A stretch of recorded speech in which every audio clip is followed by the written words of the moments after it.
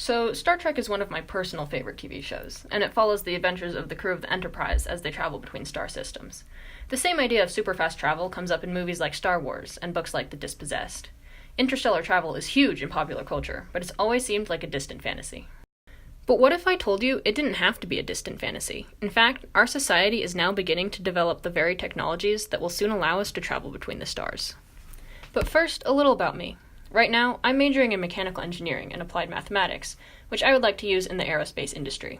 I'm actually moving to Tucson this summer for an internship with Raytheon, a company that builds missile defense systems for the US government. I'm really looking forward to it. But I don't think I want to build missiles forever. My dream job is actually to work in the space exploration industry. But how exactly will the interstellar age come about? And on a personal note, how will it affect mechanical engineers? So first of all, let's talk about the different interstellar technologies that are within humanity's reach in the near future. Our story begins in 1973, with the inception of Project Daedalus, a study by the British Interplanetary Society that resulted in a comprehensive plan for an interstellar spacecraft powered by nuclear pulse propulsion. Basically, a series of nuclear fusion bombs would propel the spacecraft to 12% light speed, and it would reach Barnard's star, 5.6 light-years away, in around 50 years. Although Project Daedalus was not the first or last design for a nuclear fusion-powered spacecraft, it was the first to consider only current or near-future technology.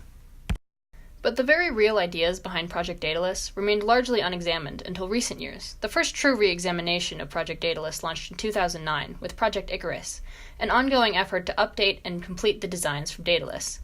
The precedent set by Daedalus and Icarus will provide companies and organizations with a ready-made blueprint toward success when they dedicate time and resources toward interstellar travel. Meanwhile, NASA is now exploring methods of propelling Mars-bound manned spacecraft using nuclear thermal propulsion. Unlike Daedalus, NASA's propulsion systems would use nuclear fission. In either form, nuclear energy has the potential to propel spacecraft much more quickly than current chemical or electric propulsion systems.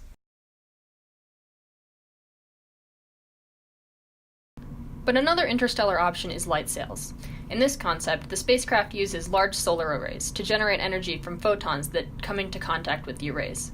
This energy is used to power equipment, while the craft is accelerated by solar radiation pressure, or SRP, which is pressure exerted by photons from nearby stars.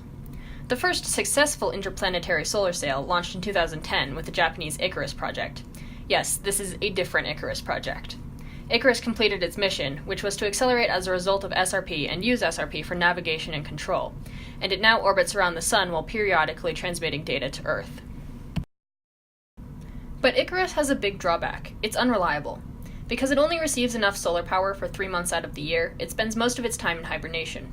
Which brings me to my personal favorite technology, laser-powered solar sails. Laser-powered sails would involve propulsion of light sails by Earth-based lasers. These sails would be much smaller than Icarus to reduce the accelerated mass, and they could travel at nearly 20% light speed. Scientists have calculated that a spacecraft with laser sails could reach Mars within 3 days, and Alpha Centauri 4.4 light-years away in as few as 20 years. Interstellar exploration will inevitably come at a high cost, both in money and resources. One option is for governments to band together to fund these projects. However, growing tensions between world powers do not favor the globally government-funded model of space exploration. Rather, the future of interstellar travel lies in governmental collaborations with private companies and large investments from the very rich. For example, Russian billionaire Yuri Milner and late British scientist Stephen Hawking announced an initiative in 2016 to explore laser sail technology called Breakthrough Starshot. Milner's $100 million investment is the only reason light sails are being developed as an interstellar travel possibility. Meanwhile, commercial companies like Elon Musk's SpaceX and Jeff Bezos' Blue Origin have been investing in satellite and human spaceflight technology in collaboration with government organizations like NASA. SpaceX rockets routinely service the space station, an indication that space exploration is shifting away from the sole responsibility of governments. Blue Origin, meanwhile, builds rockets with the outlook of being able to make spaceflight accessible to tourists. Of course, those costs are still really high. A ticket to 11 minutes of suborbital space on one of Blue Origin's first trips could cost future space tourists around $250,000.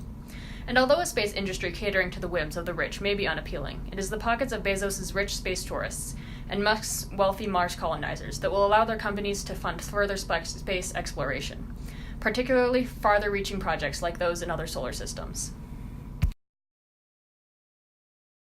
The commercial space industry is also expected to outpace the aerospace and defense industry in terms of growth by the 2040s. So although the defense industry currently employs far more mechanical engineers than the space industry, we can expect this to change well within the limits of my professional career.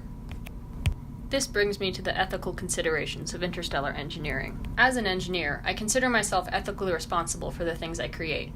Since I will be working on missile defense systems this summer, I am considering whether it is ethical for me to create weapons of war, even if they are meant to defend against incoming threats rather than take out human targets.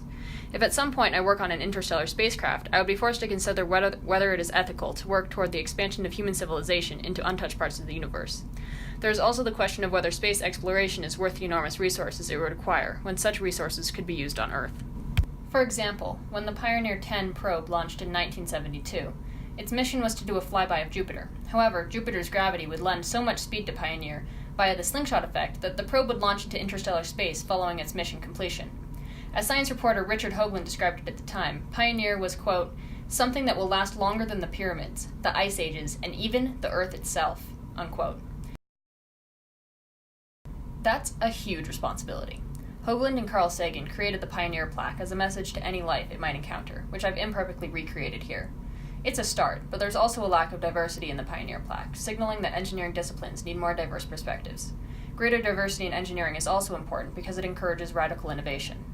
On a personal note, I would love to see more women, queer people, and people of color enter STEM fields, because it would make me, and others like me, feel more at home in professional settings.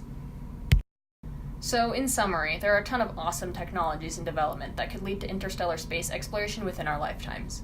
Nuclear propulsion and light sails will take us to Alpha Centauri and beyond, giving us a glimpse into parts of the galaxy that we could previously only dream about.